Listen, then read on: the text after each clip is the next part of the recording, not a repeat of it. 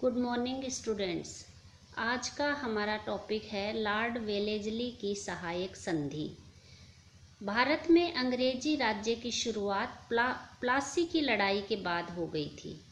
इस प्रकार भारत का पहला गवर्नर जनरल वारेन हेस्टिंग बना, जिसका कार्यकाल 1773 से 1785 तक था।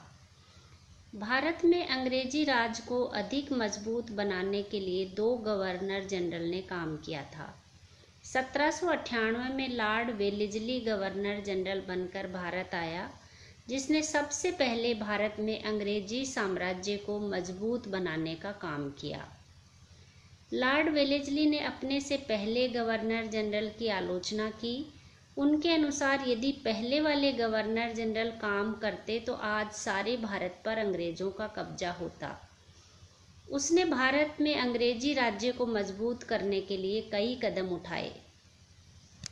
वेलेस्ली का कार्यकाल 1798 से 1805 तक था। वेलेस्ली भारत की गतिविधियों में रुचि लेने लगा। वह भारत के हर कार्य में हर बार कंपनी को ऊपर रखता था। वेलेस्ली ने 3 प्रकार की नीतियों की शुरुआत की, जिसमें सबसे ज़्यादा आवश्यक सहायक संधि है। सहायक संधि का अर्थ, सहायक संधि 2 शब्दों के मेल से बना है। इसका अर्थ है आपस में सहायता की जाने वाली संधि। अंग्रेज इस संधि से भारत के राजाओं की सहायता करने का दिखावा कर रहे थे। इसके पीछे अंग्रेजों का उद्देश्य भारत के राजाओं की शक्ति को कमजोर करना था। इस संधि का असली रूप तो यह था कि भारत की रियासतों को किसी भी प्रकार से अंग्रेजों पर निर्भर करना। इस संधि से भारत को स्वीकार करने पर भारत के विदेशी और आंतरिक व्यवस्था में अंग्रेजों का हस्तक्षेप शुरू हो गया था। इस प्रकार भारत की सभी रियासत अंग्रेजों पर आश्रित हो गई। सहायक संधि को स्वीकार करने वाले राज्यों के लिए कई शर्तें थीं, जैसे सहायक संधि को स्वीकार करने वाला राज्य अपनी विदेश नीति के बारे में कंपनी पर निर्भर हो गया था। यदि सहायक संधि वाला राज्य किसी भी अन्य राज्य से युद्ध, संधि, मित्रता आदि सभी अधिकार कंपनी के पास होंगे। सहायक संधि को मानने वाला राज्य किसी भी यूरोपीय या अंग्रेजों के दुश्मनों की सहायता नहीं करेगा और न उनके किसी भी व्यक्ति को नौकरी देगा। संधि को स्वीकार करने वाली रियासत कंपनी की एक सेना को रखेगा, जिसका सारा खर्च राज्य को देना होगा। इस सेना को चलाने का अधिकार केवल कंपनी को होगा।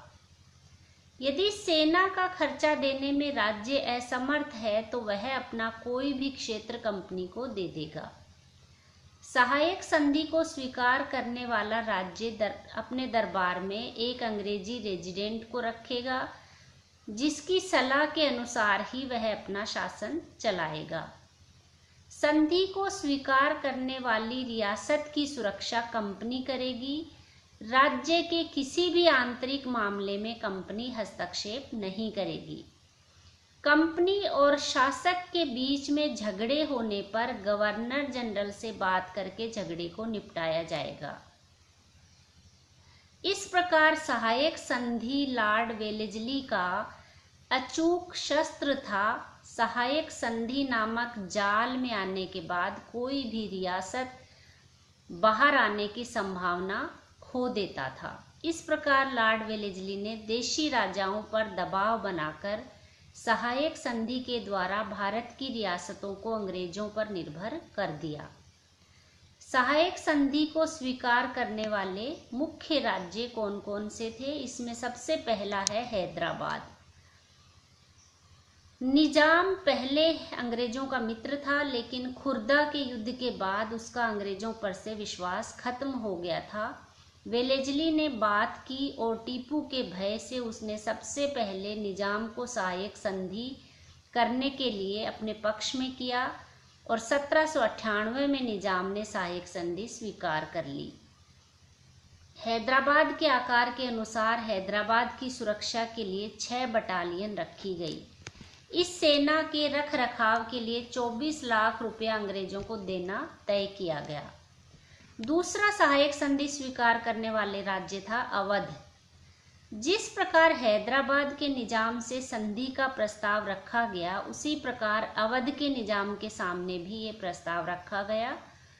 अवध हमेशा ही अंग्रेजों का मित्र रहा था। नवाब ने कहा कि वह तो अंग्रेजों के प्रभाव में ही है, इसलिए संधि की क्या जरूरत है। परंतु वेलेस्ली ने नवाब पर दबाव बनाया और 1801 में नवाब ने सहायक संधि स्वीकार कर ली। सेना के खर्च के बदले नवाब ने रुहेलखंड व गंगा और यमुना के बीच का एरिया अंग्रेजों को दे दिया, जिससे अंग्रेज टैक्स की वसूली करते थे। अंग्रेजों ने नवाब से सैनिकों की ट्रेनिंग के लिए इलाहाबाद का दुर्ग भी ले लिया। सहायक संधि स्वीकार करने वाला तीसरा प्रमुख राज्य था मैसूर। मैसूर का शासक टीपू सुल्तान था, जिसने सहायक संधि स्वीकार करने से मना कर दिया था। उसके अंग्रेजों से मतभेद हो गए थे, जिसके कारण दोनों में युद्ध हुआ। इस युद्ध में टीपू सुल्तान मारा गया और अंग्रेजों की जीत हुई। मैसूर में अंग्रेजों ने वाडियार वंश के नाबालिग को शासक बनाया और मैसूर ने भी इस संधि को स्वीकार कर लिया। चौथा सहायक संधि स्वीकार करने वाली शक्ति थी मराठे। लॉर्ड वेलेस्ली ने मराठा संघ के लिए युद्धों का सहारा लिया।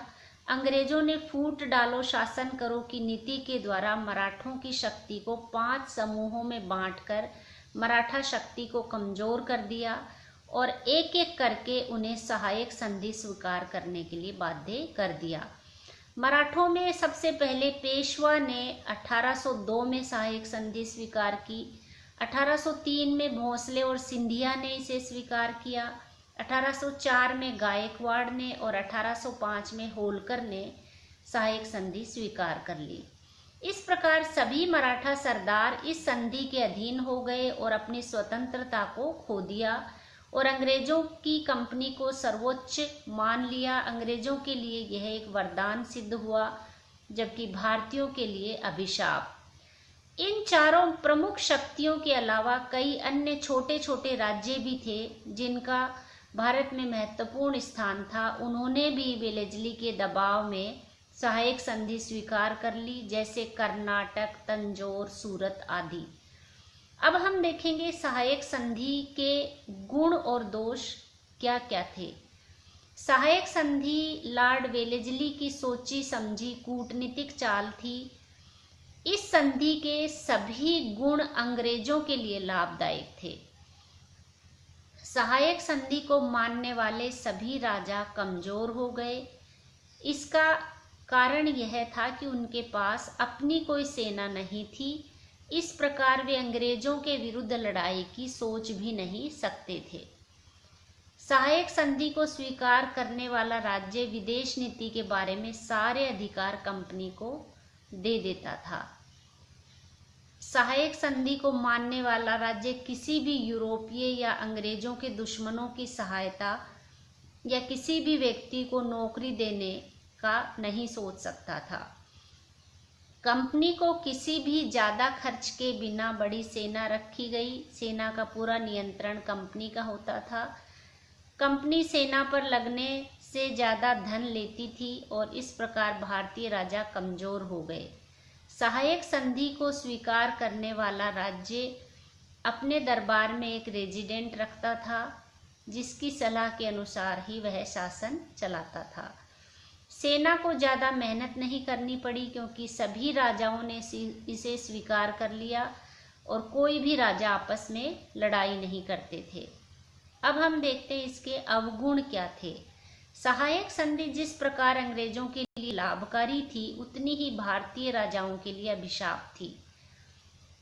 इस प्रकार अंग्रेजों की सभी समस्याएं तो इस संधि ने खत्म कर दी थी, लेकिन भारतीय राजाओं का इसने कमजोर कर दिया था। इस संधि को अपनाने के बाद भारतीय शासक अंग्रेजों पर आश्रित हो गए। उन्होंने अपनी स्वतंत्रता खो दी। वे शक्तिहीन, असहाय और याचक बन गए।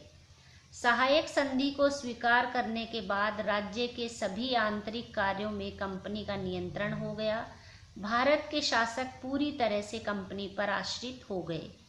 इस संधि ने राज्यों की आर्थिक दशा खराब कर दी। जैसे जैसे अंग्रेजों का प्रभाव बढ़ता गया, उसी प्रकार धन की मांग बढ़ती गई। राज्यों का काफी क्षेत्र देने के बाद भी कंपनी का खर्च पूरा नहीं हो पा रहा था। सभी राज्यों ने इस संधि को स्वीकार करने के बाद अंग्रेजों को भारतीय राजाओं को हटाने में ज्यादा मुश्किल नहीं हुई। भारत के राज्यों का प्रशासन खराब हो गया। यदि जनता कोई भी आवाज उठाती तो उसे बलपूर्वक दबा दिया जाता था। इस संधि से भारतीय राज्यों का अपना गौरव और राष्ट्र गौरव खत्म हो गया। इस प्रकार भारतीय सैनिक आर्थिक और मानसिक रूप से कमजोर हो गए। संधि के लागू होने पर अंग्रेजों ने भारतीयों की कमजोरी जान ली और भारत से बाहर विश्व के आगे भारत का राष्ट्रीय चरित्र कमजोर पड़ गया। इस प्रकार इस संधि के सभी अवगुण भारत और भारतीयों के लिए घातक थे। इसने भारतीयों को हर प्रकार से कमजोर, असहाय और निकम्मा बना दिया।